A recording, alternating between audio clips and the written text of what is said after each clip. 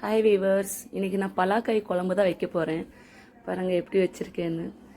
நல்லா தான் வச்சுருக்கேன், நல்லா இருந்துச்சு. ருசி சாப்பிட்டு பார்த்தேன், நல்லா இருந்துச்சு. நீங்களும் இப்படி வச்சு பாருங்கள், உங்களுக்கும் ரொம்ப பிடிக்கும். ஒரு 3/4 கிலோ அளவுக்கு பலாக்காய் எடுத்திருக்கேன். நல்லா வெட்டியிருக்கேன் கட் பண்ணி.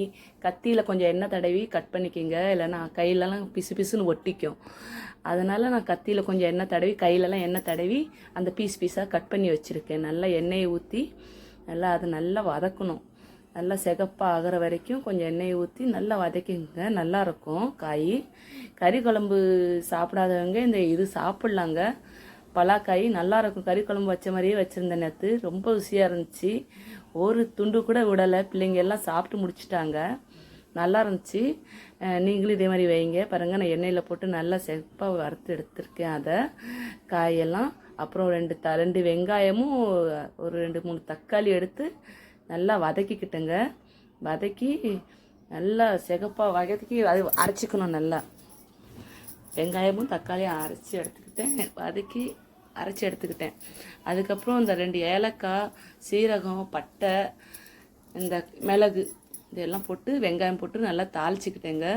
தாளிச்சிட்டு அதுக்கப்புறம் நம்ம இதோட சேர்த்து அந்த இஞ்சி பூண்டு 2 பச்சை மிளகா போட்டு அரைச்சிக்கிட்டேன். அரைச்சி அதையும் நல்லா போட்டு நல்லா வதக்கிட்டேன். எண்ணெய் விடுற வரைக்கும் நல்லா வதக்கிட்டேன் அந்த எண்ணெயிலேயே. வதக்கிட்டு அதுக்கப்புறம் கொஞ்சம் மஞ்சத்தூளும் கொஞ்சம் மிளகா பொடியும் போட்டிருக்கேன். அதுக்கப்புறம் கறி மசாலா கொஞ்சம் ஒரு கரண்டி போட்டேன். அதில் கறி மசாலா போட்டு நல்லா வதக்கிட்டேங்க. இந்த அரைச்சி வச்ச தக்காளி இருந்துச்சு, அதையும் ஊற்றிக்கணும்.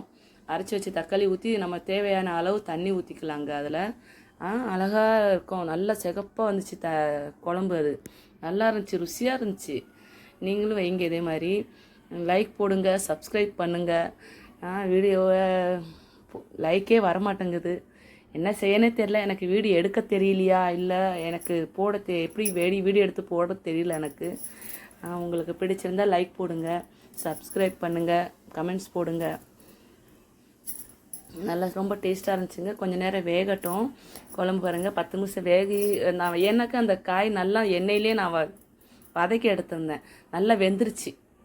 மஞ்சள் போட்டு நல்லா வேக வச்சுருந்தேன் அந்த காயை எண்ணெயிலேயே. அதனால் வெந்துருச்சு. ரொம்ப டேஸ்ட்டாக இருந்துச்சு. 5-6 மல்லி இலை தூவி இறக்கிக்கலாம்.